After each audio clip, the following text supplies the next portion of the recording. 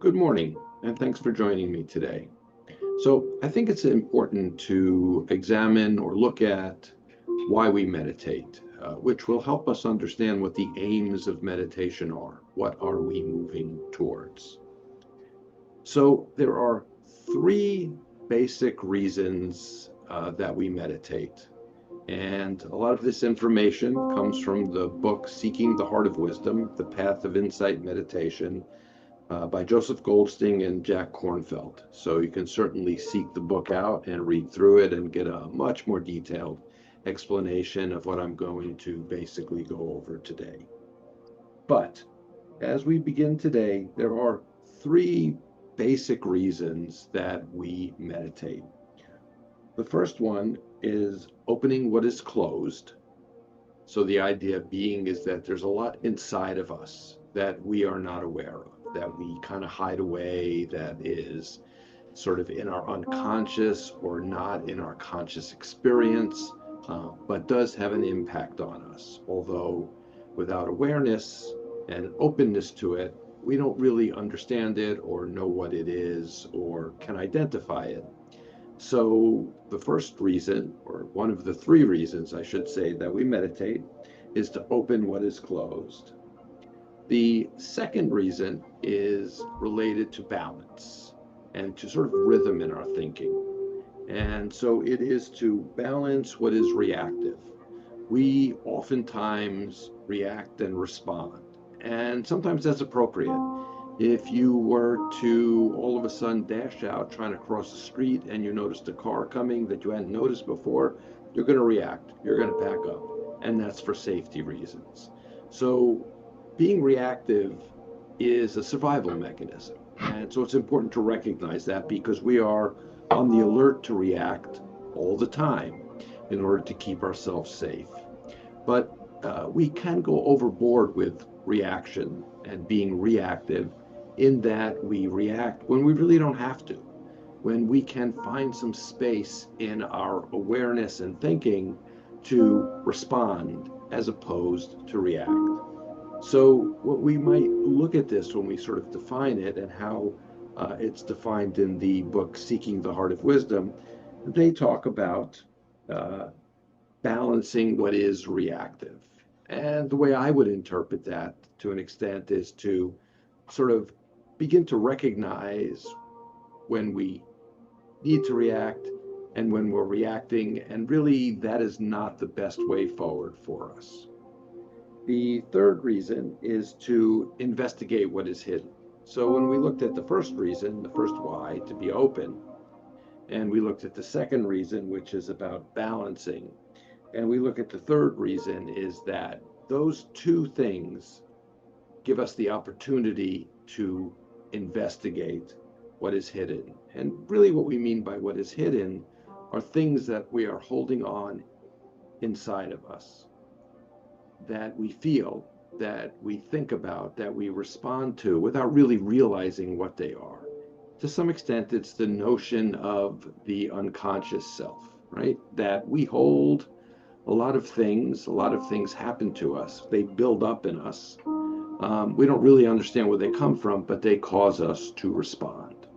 So, again, just quickly, those three things that I mentioned are opening to what is closed, balancing what is reactive, and investigating what is hidden.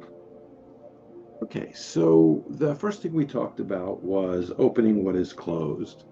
And what makes us closed, or what does that mean that we are closed? So the notion is that we spend a lot of our time kind of lost in thought, in judgment, in fantasy, in daydreams, and we're not necessarily paying attention to our direct experience. So think of yourself kind of driving in your car to a place you've driven 100 times, right? You're going to work, you're going to your office, you're going to the grocery store, wherever. And you're driving, and you're an experienced driver. And so as you're driving, your mind is thinking about what someone said to you this morning. You're thinking about what you have to do later today. You're thinking about those bills you have to pay. When is my next paycheck coming? I've got to get the heating fixed, or whatever it is kind of that's floating around your mind. All of these thoughts, all of this kind of, if you will, daydreaming, even fantasizing about things that haven't happened, move us away from awareness. We're not in the present moment. We're not seeing the road. We're not seeing the exit. We're not focused on the people passing us by or the cars. We are kind of in a little bit of a bubble, and we spend a lot of time there. And so what happens is when we spend a lot of time there, we get used to that, and we just sort of let our minds kind of roll away with us, and we kind of missed that direct experience. We miss what is going on. And this may not seem like much of a big deal. I'm driving, I've driven back and forth 100 times. What's the problem here? The problem is, if you will, or the idea, I shouldn't call it a problem necessarily, but the idea here is that we are basically training our mind to not be present.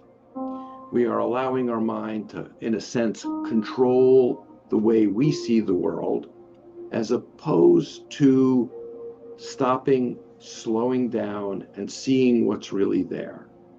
And the importance of seeing what's really there is we are training our mind to be able to stay in the present, see where we are, open ourselves up to what's around us, so that we can take that in and kind of understand what our experience is, and see kind of in the sort of Buddhist sense of what the reality of our experience is, as opposed to just sort of rolling through it with our own judgments and our own evaluations of things without really seeing what is there.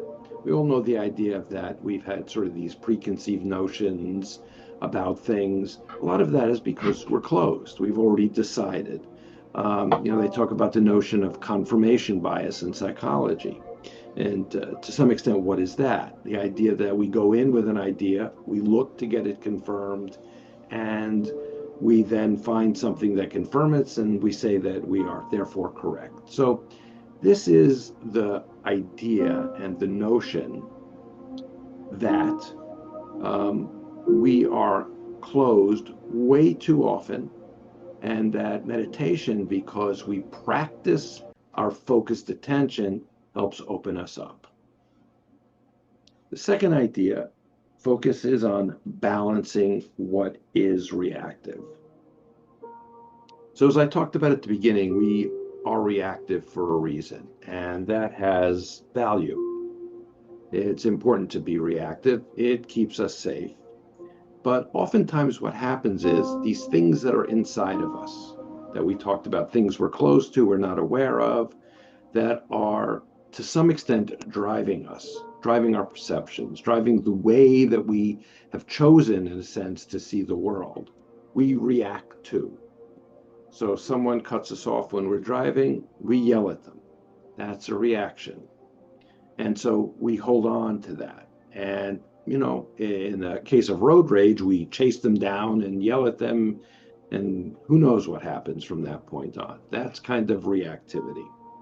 The idea of finding balance is to be able to see what's actually happened, to feel in your body, in your senses, what is happening, to slow yourself down, and to respond in a way that's really going to be more productive.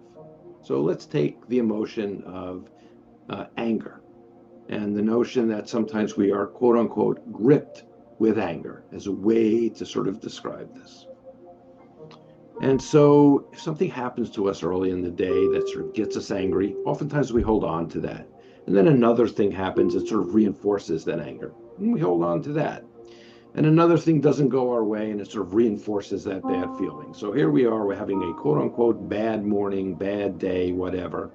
We're kind of going about doing our things, and we're carrying that anger. And somebody accidentally bumps into us at the grocery store, and we lash out. And not in a way where we hit them or do something terrible, but we kind of lash out. We're kind of rude and maybe uncivil, unforgiving, uncompassionate, if you will. Um, and so what happens is we are in a reactive mode. We haven't sort of found our balance, our rhythm to our day, as opposed to recognizing somewhere that, okay, this is the feeling I have inside of me.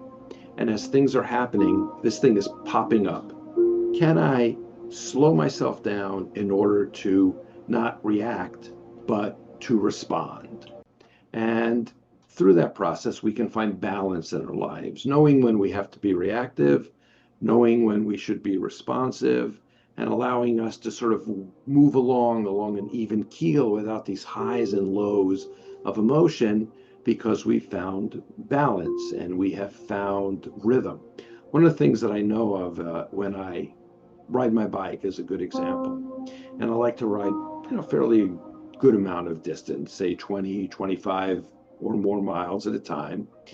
And one of the things I have to do at the beginning of the ride, and I do this very consciously, is I have to find my rhythm, my balance, so that I'm not pedaling too fast and sort of running out of energy and then having to coast and recover, and pedaling too fast and running out of energy. I find that medium balance, that rhythm to ride, and I try to maintain that. And I find when I do that, I can ride a lot further. So that's a way to think about this notion of finding balance as opposed to being reactive. And the third piece of why we meditate has to do with investigating what is hidden. And again, this sort of was all tied together. There are a lot of things that we carry around for days, for months, for years, for lifetimes. And through meditation, in the notion that as we sit and we focus our attention, things will arise, whatever they may be. Things will come up. And that what we can do when things come up is we have the ability to investigate them. And if we've been practiced, we can investigate them without judgment, without evaluation, without seeing them as good, bad, or neutral, but to just sort of see them. The hard part about this, there are many hard parts about this actually, but one of them is that a lot of times what is hidden are things we don't really necessarily find to be comfortable or pleasant. And so going back to the idea of being open, we have to be open to whatever comes up. We have to be willing to see it for what it is, to not judge it or judge ourselves, but just to see it and to look at it and to begin to try to understand it. Where does it come from? What is it? How does it operate? How does it affect me? Right? To begin to see that and to sort of allow all of that to rise in us so that we don't have these things, whatever you may call them, feelings, emotions, thoughts, previous events, that are just sort of working their kind of magic, probably a bad word for that, but working on us in a way that causes us dissatisfaction, discomfort with ourselves, it limits ourselves. And so we medicate, wrong word. We meditate to be able to investigate what is hidden. Now, these three things are the why. There's a lot of technique and deeper ways to kind of do that. And hopefully in future videos, we'll talk about some of those things. But just to wrap up for today, in terms of why do we do this? So again, we're trying to open what is closed, opening our hearts, being open to the world, being open to experience, seeing the whole thing for what it actually is. Balancing when we are oftentimes reacting so that we can act in a way that is in our, in a sense, best interest, that protects us and gets us to see things and really gets us the outcomes that in the long run we are looking for. And to investigate those hidden things that are inside of us that impact how we feel, how we think ourselves, so that we can begin to kind of have agency and do something with that allows us to be in a better place, to be more stable, to act in ways that are in our own best interest and in the best interest of others. So those are the three things that we are looking at today. So thank you very much, and hopefully this was helpful to you.